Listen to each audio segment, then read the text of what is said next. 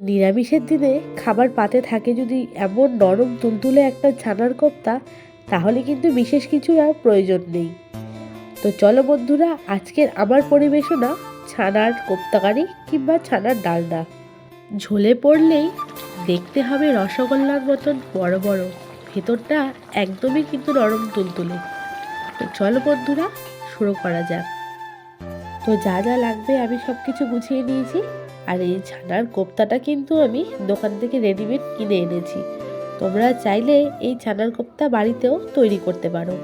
আর বেশিরভাগ মিষ্টির দোকানে কিন্তু এরকম ছানার কোপ্তা এখন পাওয়া যায়। আর নিয়েছি নতুন আলু, আর তার সঙ্গে নিয়েছি মটরশুঁটি। আলুগুলোকে মাঝখান থেকে দুটুকরো করে কেটে নিয়েছি।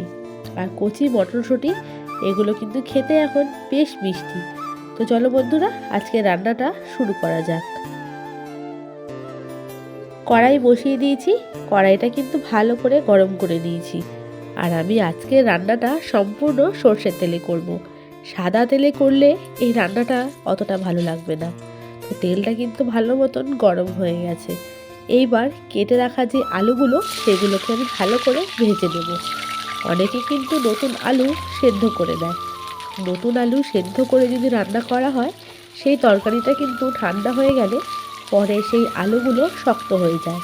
তবে এই নতুন আলু যদি ছাকা তেলে ভেজে রান্না করা হয়, তাহলে কিন্তু ঠান্ডা হয়ে গেলে তরকারি তখনও আলুগুলো বেশ নরম তুলতুলেই থাকে, শক্ত হয়ে যায় না।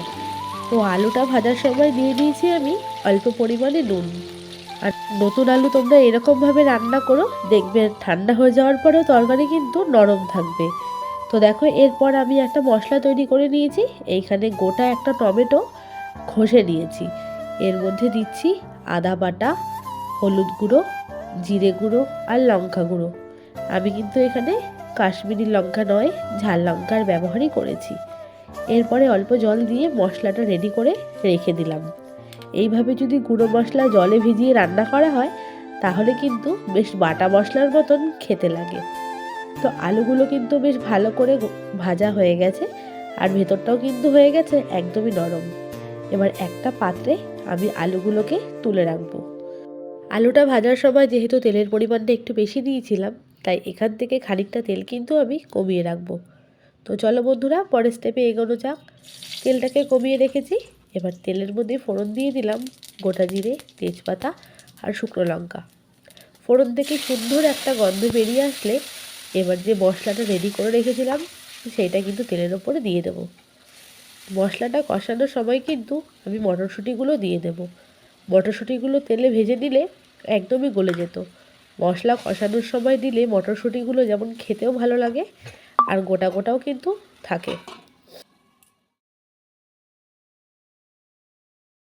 এরপর ঢাকনা দিয়ে বেশ কিছুক্ষণ মশলাটাকে ভালো করে কষে নেব।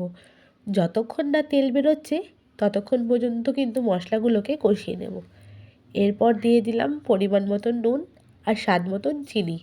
যারা রান্নায় চিনির ব্যবহার একদমই করেন না, তারা কিন্তু চাইলে চিনিটা নাও দিতে পারেন। এরপর আবারও মশলাগুলোকে হালকা করে কষিয়ে নেব। তো বন্ধুরা, মশলা কিন্তু আমাদের ভালো করে কষে এসেছে, সাইড থেকে কিন্তু তেলও ছেড়ে দিয়েছে। এরপর ভেজে রাখা আলুগুলো এর মধ্যে দিয়ে দিলাম। মটরশুঁটিগুলোও কিন্তু বেশ ভালোই নরম হয়ে এসেছে। এরপর আলুগুলোকেও কিন্তু ঢাকনা চাপা দিয়ে দিয়ে ভালো করে কষিয়ে নিতে হবে। যেই পাত্রে আলুটি রেখেছিলাম, সেই পাত্রেই অল্প জল দিয়ে আলুগুলোকে ঢাকনা চাপা দিয়ে মশলার সঙ্গে একসঙ্গে কষিয়ে নেব।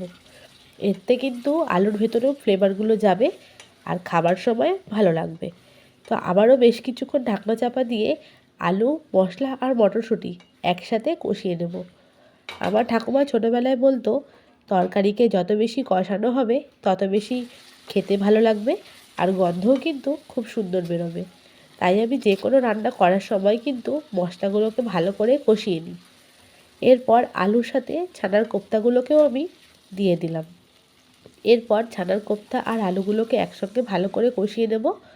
আর দিয়ে দেব পরিমাণ মতন গরম জল। তবে ঝোলের জন্য কিন্তু এখানে জলের পরিমাণটা একটু বেশি দিতে হবে, কেননা এই ছানার কোপ্তা কিন্তু সম্পূর্ণ ঝোলগুলোকে টেনে নেবে। তো আমি এখানে পরিমাণ মতন জল দিয়ে দিয়েছি। এরপর কিছুক্ষণ ঢাকনা চাপা দিয়ে রান্না করে নেব। টকবকিয়ে ফুটে আসলে ঢাকনাটা খুলে দেব। আর ছানার কোপ্তাগুলো কিন্তু ঝোলের মধ্যে ফুলে একদম বড় বড় হয়ে গেছে। দেখতে কিন্তু পুরোপুরি একটা রসগোল্লার মতনই লাগছে।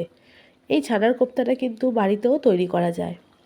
তো দেখো দ্বিগুণ হয়ে গেছে কিন্তু ছানার কোপ্তাগুলো ঝোলে ফুটার পরে। বন্ধুরা, দুধ থেকে ছানা কেটে ভালো করে চটকে নিয়ে তেলে ভেজে নিলেই কিন্তু ছানার কোপ্তা কিংবা ছানার বড়া রেডি হয়ে যাবে। তোমরা দোকানে যদি না পাও তাহলে বাড়িতেও তৈরি করে নিতে পারো।